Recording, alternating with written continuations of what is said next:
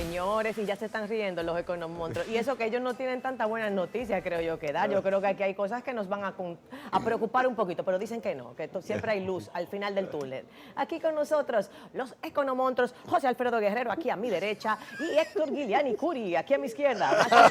Ya lo saben.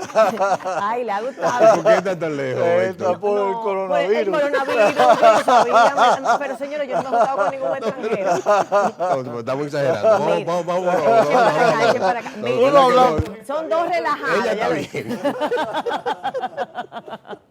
Señores, la economía, con este coronavirus mundial, la economía mundial, bueno, hasta el doctor Mansur habló un poquito aquí del impacto en el coronavirus de la economía mundial en términos generales.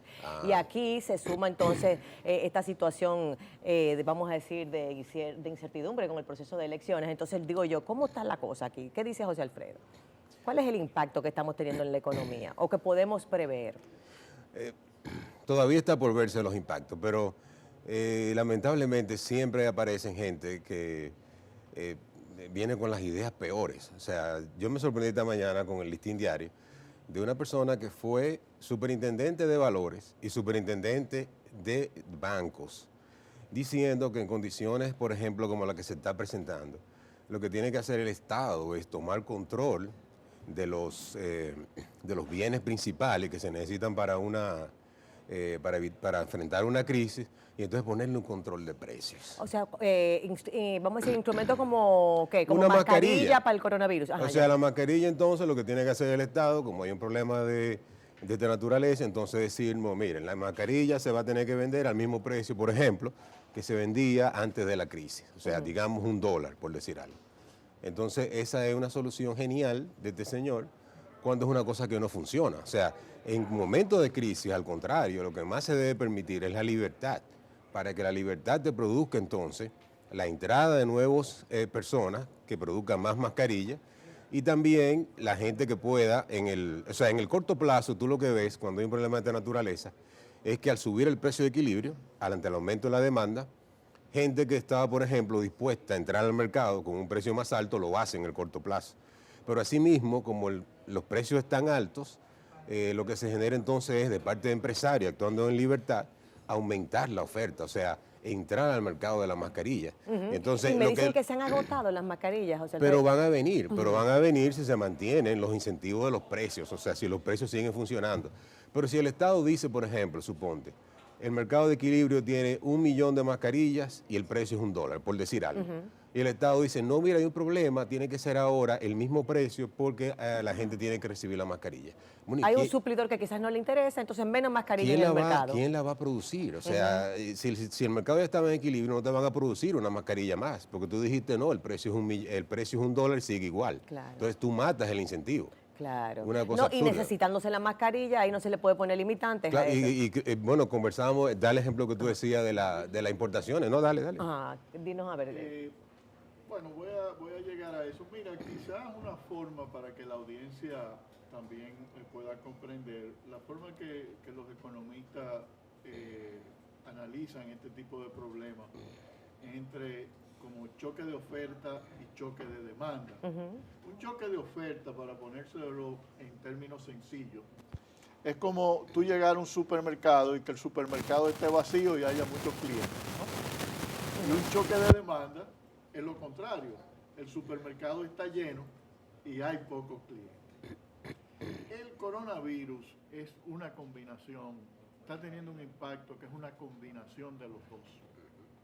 Es un choque de oferta en el sentido de que la factoría del mundo, que es China, la República Popular China, prácticamente la cerraron para combatir el coronavirus. Y, lógicamente, muchas piezas no pueden llegar a los mercados externos, como Corea, como Japón, que ha tenido que cerrar sus fábricas, y dentro de la China era un suplidor importante de piezas para cantidad de manufactura y de industria. De industria, entonces también, es decir, la economía mundial no es como la economía de hace 30 años, donde tú producías, si producías un carro, tú lo producías desde el comienzo al final.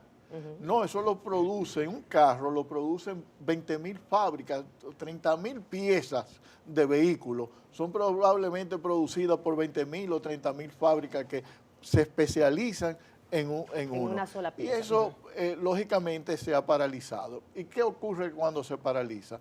Que esa gente, primero, no están trabajando. Y si no están trabajando, no reciben ingresos.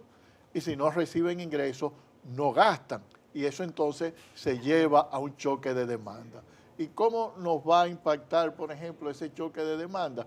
China es probablemente, no es probablemente, es el país que más gasta en turismo. 250 billones de dólares anuales, mucho más que los Estados Unidos. Pero ese mercado chino básicamente va a Europa y los países asiáticos. Y los países europeos, que son una importante fuente de demanda de nuestro turismo, entonces va a ser afectado. Y esas personas van a dejar de venir al país y en adición al choque anterior que se había producido por las muertes de turistas en la República Dominicana, se le añade esto. Lógicamente, esto tiene sus aspectos también positivos. ¿Cuáles, por ejemplo? Bueno, al caerse la demanda, los precios de los combustibles se han caído y, lógicamente, la economía dominicana va a tener que gastar mucho menos en petróleo importado. Y hemos tenido la suerte que durante el tiempo de crisis el precio del oro se dispara y también eso nos ha beneficiado. Pero el oro emplea 3 gatos. Exactamente. ¿Entiendes? Y el petróleo, las gasolineras y el transporte. Entonces, en una economía como la dominicana, es importante que las autoridades reaccionen ante esta situación, ya sea flexibilizando la política monetaria y también con una política fiscal expansiva. Eso es lo que yo creo. Muy bien. Fíjate tú que con el tema del coronavirus, aunque nosotros todavía no, vamos a decir, no tenemos un caso de un local dominicano confirmado, sino solamente este caso del italiano, genera una serie de limitantes en la gente. Fíjate, la gente empieza a decir, yo mejor no salgo, mejor me quedo en mi casa, esto, mientras menos lugares multitudinarios vaya mejor. Entonces esos conciertos, por decirte algo, quizás la gente se siente más aprensiva. Pudiéramos, ese tipo de manifiesto, vamos a decir, de miedo en la población, puede generar un impacto negativo en el consumo interno, o sea, del mismo dominicano, no sí, ya el turismo. eso es lógico, eso es lógico. Sí. Y dependiendo de cuánto dure, se afecta, claro está. O sea, la gente se acomoda, se ajusta, ¿no? Y eso es importante que la gente también tenga conciencia de lo que está pasando y ajuste sus patrones. Y entonces ese ajuste, ¿qué impacto tiene en la economía dominicana? Pero lo que tú acabas de describir, eso es lo que ha ocurrido en los lugares donde el coronavirus ya se ha expandido. Es decir, la gente no va a restaurantes, la gente no va a tiendas.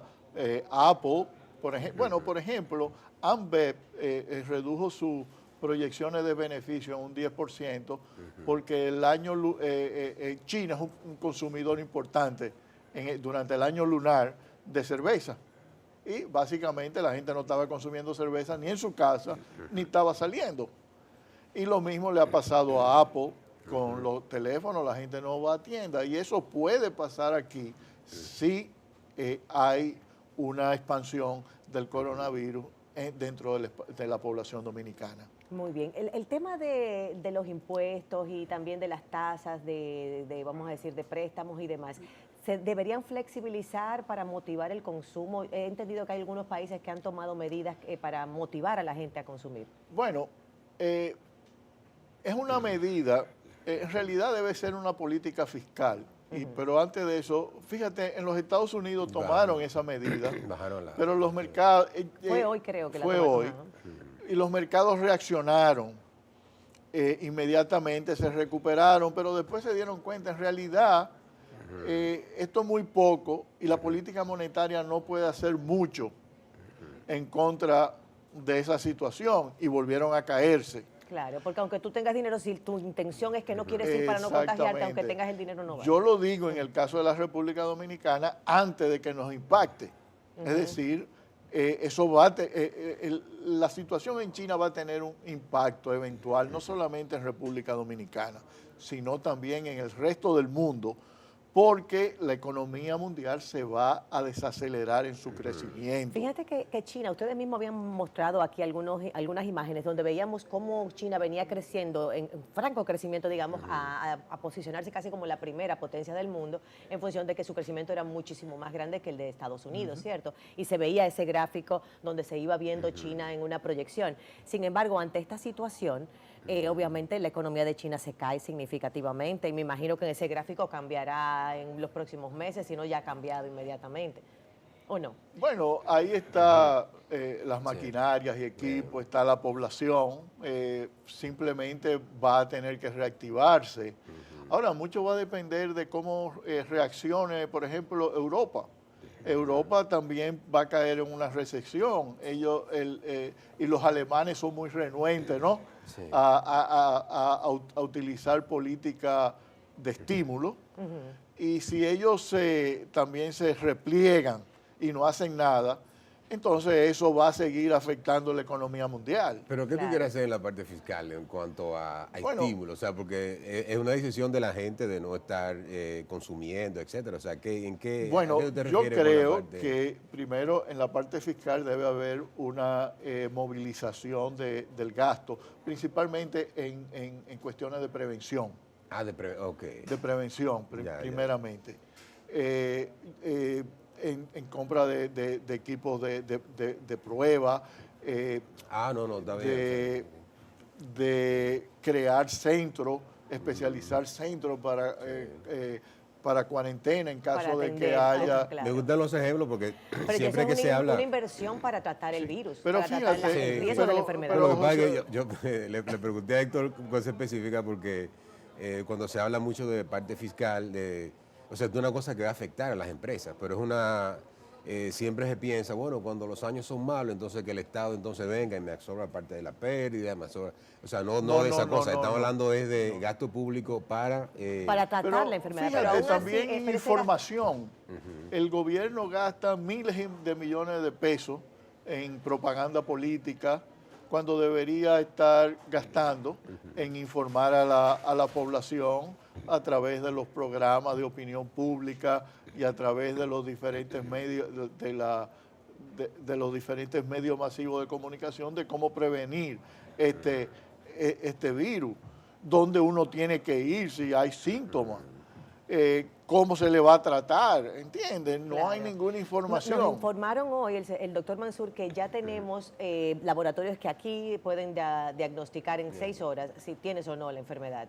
Pueden ya hacer, vamos a decir, el diagnóstico ya. Pero ¿y si yo me formal. enfermo? Claro. Yo no sabría dónde ir. Claro, inmediatamente hay un proceso, hay un protocolo de cuarentena, desde el mismo laboratorio aparentemente se da la comunicación, pero es verdad lo que tú dices, Héctor, no tenemos mucha información, esa es la pura verdad, necesitamos seguir informándonos y tú te imaginas como está ya la cantidad de emergencias, que lo decía el mismo doctor Mansur, están saturadas de gente que cuando le empieza a dar algún síntoma de gripe, que aquí la gripe le da a cualquiera, pues se asustan y van. Ahorita, Y un colapso que puede pasar también es que si eso llega también a Haití, entonces tenemos una sola red hospitalaria para 20 millones de personas. ahorita José Alfredo estornudó.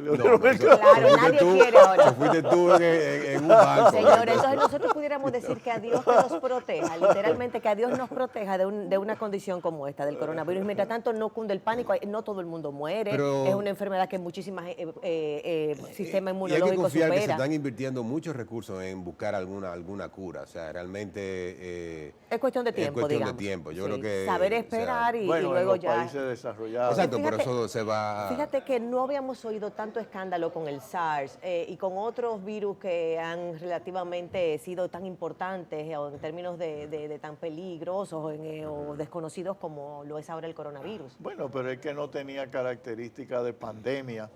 Pandemia es cuando un virus se difunde A en más de un continente. más de un continente Claro. o más de un... Pero entonces se va a dentro de poder una- votar entonces las elecciones, porque Esa es una ¿cómo caja de vamos a Pandora que votar? tú estás viendo. En realidad es una caja de Pandora. Eso es una caja de Pandora, José Si Alfredo. la gente va a ir a votar ante esa concentración de personas y ante este tipo de situación. ¿Qué van a hacer los partidos políticos?